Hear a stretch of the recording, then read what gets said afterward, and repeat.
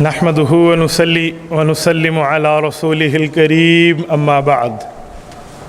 معزز دوستو، رمضان المبارک کا تیسرا جمعہ اپنی آب و تاب سے جاری ہے اور دوسرا عشرہ اس جمعے کے بعد کچھ دن گزار کے ختم ہو جائے گا۔ حدیث پاک میں ہے، نبی پاک صلی اللہ علیہ وسلم نے رمضان المبارک کے دوسرے عشرے کو رحمت کے بعد مغفرت کا عشرہ فرمایا ہے۔ مغفرت کا معنی کہ اس عشرے میں اللہ کی رحمت کے ساتھ ساتھ بندوں کو جہنم کے رجسٹر سے نکال بھی دیا جاتا ہے، اور وہ تب نکالا جاتا ہے جب آدمی وہ کام کرے جو کام رمضان المبارک میں ہمیں سکھائے گئے ہیں۔ نبی پاک صلی اللہ علیہ وسلم کے اعمال کے مطابق اگر ہم وہ کام کریں تو ہماری دنیا بھی بہتر ہوگی، ہماری آخرت بھی بہتر ہوگی۔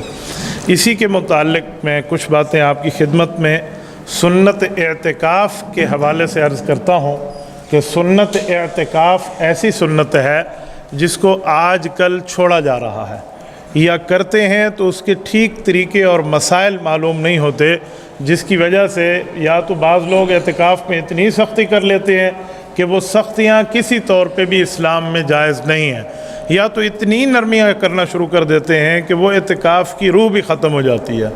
تو مجھ سے اکثر طور پہ ہر رمضان میں دوست سوال کرتے ہیں، تو اس دفعہ بھی یہ 10 سوالات میں آپ کی خدمت میں حل کیے دیتا ہوں، تو اس حوالے سے اعتکاف کے معاملے میں ہمیں رہنمائی ملے گی۔ سب سے پہلی بات یہ ہے کہ اعتکاف کیوں کریں، اس کی فضیلت کیا ہے؟ تو اس کا جواب یہ ہے کہ اعتکاف کا مطلب ہوتا ہے روزے کے ساتھ مسجد کے اندر ایک جگہ مستقل طور پہ نیت کے ساتھ بیٹھ جانا۔ هو المکث فی المسجد مع نیت الصوم، روزے کے ساتھ نیت کرتے ہوئے اعتکاف مسجد میں بیٹھنے کو کہتے ہیں۔ اس کی فضیلت یہ ہے کہ بندہ جہنم سے 10 خندق دور ہو جاتا ہے۔ ایک خندق 500 سال کا سفر ہے، تو آپ خود اندازہ لگا لیں کہ اللہ کریم کتنا ثواب عطا فرمائیں گے۔ نبی پاک علیہ السلام نے 1 مہینے کا اعتکاف بھی کیا ہے، 10 دن کا اعتکاف زیادہ فرمایا ہے، 20 دن کا بھی فرمایا ہے۔ جس سال اللہ کے نبی دنیا سے رخصت ہوئے ہیں اس سال 20 دن کا اعتکاف فرمایا ہے۔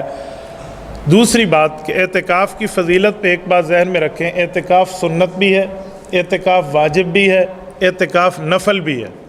نفل کوئی وقت ہو، کسی وقت کوئی مسلمان ایک لمحے کے لیے کیوں نہ آئے، مسجد آتے ہوئے اعتکاف کی نیت کر لے۔ اس نفلی اعتکاف میں اس کے لیے آنے جانے کے کوئی مسائل نہیں ہیں، جتنے وقت رہے گا بس یہ نفلی اعتکاف ہے۔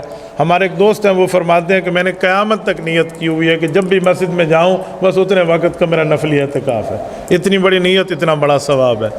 دوسرا اعتکاف جو واجب ہے منت والا۔ منت کا معنی اللہ میرا یہ کام آپ فرما دیجیے تو پھر میں انشاءاللہ آپ کی اس منت کو پوری کرتے ہوئے اتنے دن کی یہ نیکی میں اعتکاف کروں گا، یہ واجب ہے۔ یہ جو ہم رمضان المبارک میں اعتکاف کرتے ہیں یہ سنت ہے، تو نویت سنت الاعتکاف ما دمت فی ھذا المسجد کہہ کر اس کی نیت کر سکتے ہیں، یا اپنی زبان میں اعتکاف کی نیت کے لیے مسجد میں داخل ہو رہا ہوں۔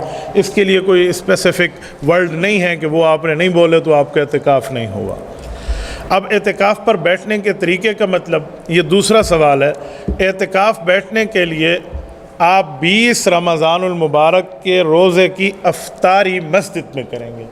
آپ کو غروب آفتاب مسجد میں ملے، کیونکہ شمسی کیلنڈر کے مطابق رات 12 بجے تاریخ تبدیل ہوتی ہے، قمری کیلنڈر کے مطابق چاند کی ترتیب کے مطابق غروب آفتاب پہ، سورج کے غروب ہونے پہ تاریخ تبدیل ہو جاتی ہے۔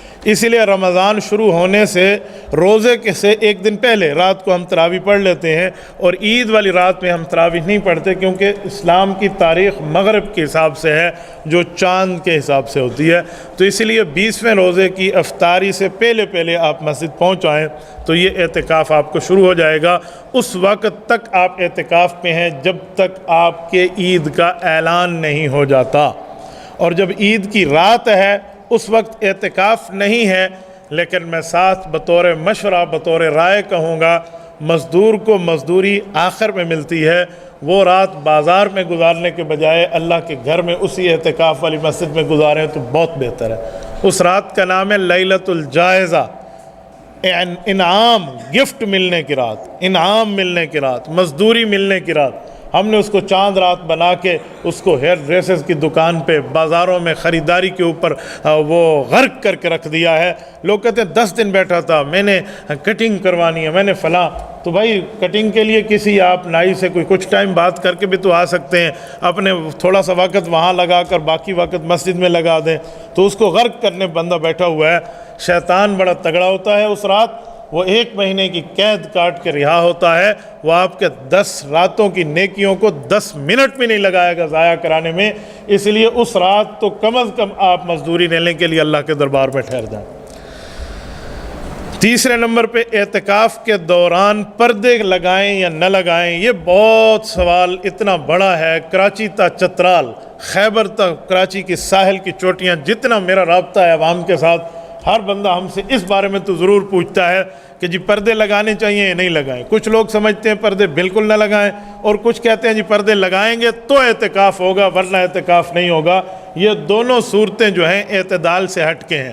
اعتکاف کا پردے کے ساتھ کوئی تعلق نہیں ہے کہ آپ مسجد میں پردہ لگا کے بیٹھے ہیں تب اعتکاف ہوگا ورنہ نہیں، اس کی کوئی شریعت میں حد بندی نہیں ہے۔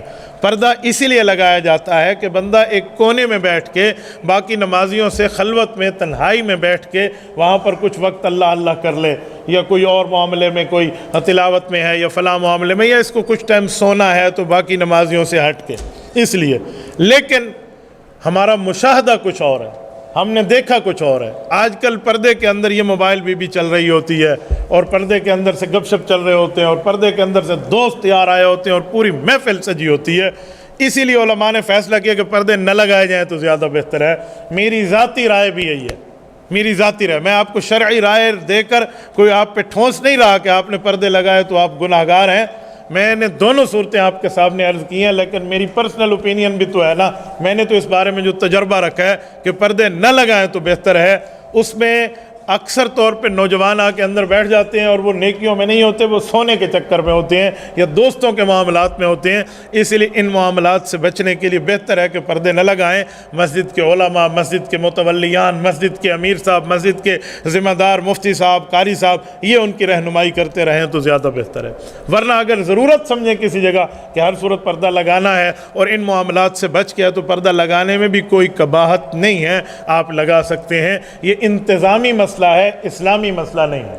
یوں نہیں ہے کہ آپ نے ہر صورت لگانے ہر صورت نہیں لگانے، انتظامی اہتمامی طور کے اوپر انتظامیہ اس کا ڈیسیجن لے سکتی ہے۔ نمبر 4، اعتکاف کی نیت کے لیے زبان سے الفاظ ادا کرنا ضروری۔ اس بارے میں پہلے بھی کہہ چکا ہوں، زبان سے الفاظ کی ادائیگی کبھی بھی نہیں ہے، نیت دل کے ارادے کا نام ہے۔ نہ نماز میں آپ زبان سے ادا کریں نیت تب نیت ہے ورنہ نہیں ہے، اور نہ اعتکاف میں، ایسا کوئی چکر اسلام میں نہیں ہے۔ زبان سے ادا کرنے کے لیے یا تو اس بندے کو سکھایا جاتا ہے جس کا دل ہی راضی نہ ہو کہ یار میرا دل کے ارادے سے کیسے نیت ہوتی ہے، وہمی ہو، یا بچے کو سمجھانے کے لیے رٹوایا جاتا ہے کہ میرا بیٹا یہ 4 رکعت ہے، امام کے پیچھے ہیں، مسجد میں حاضر ہیں، فرض ہے، سنت ہے، واجب ہے، اس کو ڈیفرنٹ سمجھانے کے لیے۔ ہم نے جو بچپن میں بچپنے کی حالت میں جو سیکھا تھا وہ آج تک وہی 4 رکعت 5 رکعت امام دے پچھو اگو، یہ ساری وہ رٹا لگایا ہوتا ہے۔ اور جو بندہ یہ جملہ منہ سے نہیں کہتا اسے کہتے ہیں تیری نماز نہیں تھیندی۔ ایسا کچھ بھی نہیں ہے بھائی، جب ہم گھر کی نیت سے گھر سے چلے ہیں تو یہ نیت کر کے چلے نا کہ ہم نے نماز پڑھنی ہے، بلکہ شریعت تو اس حد تک اسپیس اور گنجائش دیتی ہے کہ اگر کوئی بندہ ظہر کی نیت کر کے گھر سے چلا ہے اور بھول کے منہ سے اس نے مسجد میں عصر کہہ دیا تو نماز پھر بھی ہو گئی کہ دل کے ارادے کو دیکھا جائے گا۔ تو اسی لیے اعتکاف آپ اپنی زبان سے کہنا ضروری نہیں ہے، دل کے ارادے سے آپ بستر اٹھا کے آ گئے، میں 10 دن کے لیے آ رہا ہوں یا آخری عشرے میں 9 دن ہے یا 10 دن ہے میں اعتکاف کے لیے پہنچ رہا ہوں، تو بس آپ کی نیت ہو گئی ہے زبان سے کہ میں نبی پاک علیہ السلام کی اس سنت پہ عمل کر رہا ہوں۔ اعتکاف کی حالت میں مسجد کے باقی لوگوں سے باتیں کرنا یا مسجد سے باہر ٹھہرے ہوئے دوستوں سے باتیں کرنا کیسا ہے؟ یہ 5ویں نمبر کا سوال بہت زبردست ہے، اس بارے میں ذرا غور کریں کہ اعتکاف کی اس ترتیب پر آپ کسی سے بات کریں گے تو آپ کا کوئی روزہ نہیں ٹوٹتا، اعتکاف نہیں ٹوٹتا، لیکن دیکھا جائے گا وہ بات کرنی چاہیے بھی نہیں، یہ کرنی بھی چاہیے یا نہیں کریں، وہ بات کیسی ہے؟ آپ گپ شپ لگانے کے لوگوں کے ساتھ بیٹھ جائیں تو مناسب نہیں ہے، آداب کے خیال ہے، آداب کا خیال رکھیں تو یہ زیادہ بہتر ہے۔ اسی لیے مسجد میں اس حالت کے اندر آپ زیادہ گپ شپ میں یا لوگوں کے ساتھ گیدرنگ میں نہ ہوں. اللہ کو وقت دیا ہے تو اللہ کے ساتھ ہی آپ رہیں. آپ مسجد کے اندر ٹھہرے ہیں, کوئی بندہ مسجد سے باہر ٹھہرا ہے, ادب کے خلاف ہے, آپ بات نہ کریں. لیکن اگر کسی نے کوئی ضرورت کی بات کر بھی لی ہے تو یہ حکم نہیں لگایا جائے گا کہ بھائی تیرا اعتکاف ٹوٹ گیا ہے, اب تجھے دوبارہ اعتکاف کرنا ہوگا. ایسا کچھ بھی نہیں ہے. نمبر 6 کے طور پہ ہے دوران اعتکاف اگر اس مسجد میں جمعہ نہ ہوتا ہو, جمعہ پڑھنے کے لیے دوسری مسجد میں جائیں تو ہم نے سنا ہے کہ راستے میں منہ کو چھپا لیں اور لوگوں سے کوئی بات نہ کریں. اگر بات کی تو اعتکاف ٹوٹ جائے گا. بھائی آپ ہر مسجد میں اعتکاف کر سکتے ہیں, وہ جامع مسجد ہو تب بھی ٹھیک ہے, غیر جامع ہو تب بھی ٹھیک ہے. جمعہ پڑھنے کے لیے پھر آپ کو دوسری مسجد جانا پڑے گا. تو آپ جب دوسری مسجد جائیں گے, قریبی مسجد ہو تو بہت بہتر ہے, ورنہ کسی اور مسجد میں اگر آپ جانا چاہیں, آپ کے شیخ, آپ کے استاد یا ایسی جگہ آپ جانا چاہتے ہیں جہاں پر آپ کو فائدہ زیادہ ہے, تو تھوڑا آپ زیادہ سفر کر کے بھی جا سکتے ہیں, کوئی اتنا پرابلم نہیں ہے. تو لیکن ایک دو باتوں کا خیال رکھیں کہ بندے کو سمجھ آئے یہ بندہ اعتکاف میں ہے. اس لیے علماء کہتے ہیں کہ منہ کے اوپر کپڑا ہو تو زیادہ بہتر ہے, ورنہ یوں نہیں ہے کہ اگر کسی نے گلاسز یوز نہ کیے, ماسک یوز نہ کیا, کپڑا استعمال نہ کیا تو اعتکاف ٹوٹ گیا. ایسا نہیں ہے. مطلب یہ ہے کہ اس کو راہ چلتے ہوئے لوگ ایسی گپ شپ نہ لگائیں جیسے عام بندے سناتے, فلانا کی میں بندہ سنا چنگا حال ہے, کاروبار دا کیا حال ہے بھی, تو یوں وہ لوگ باتیں شروع کر دیں گے. اس سے بہتر ہے کہ کپڑا وپڑا ایسا رکھ لے جس سے کوئی سمجھ آئے کہ بھائی یہ کسی خاص حالت میں جا رہا ہے. ورنہ اگر آپ سے لوگ بات نہیں کرتے, آپ سنجیدہ مزاج کے لوگ ہیں, تو آپ بغیر کپڑے کے بھی جا سکتے ہیں. اور راستے میں فضول باتیں نہ کریں, ضروری بات کی جا سکتی ہے. مثلاً اس مسجد میں تو نماز کا ٹائم گزر گیا, ہمیں دوسری مسجد جانا چاہیے, اتنی بات آپ نے راستے میں کر دی ہے تو کوئی جرم نہیں ہے. یوں نہیں ہے کہ آپ نے کوئی بات کر دی تو مسئلہ خراب ہے.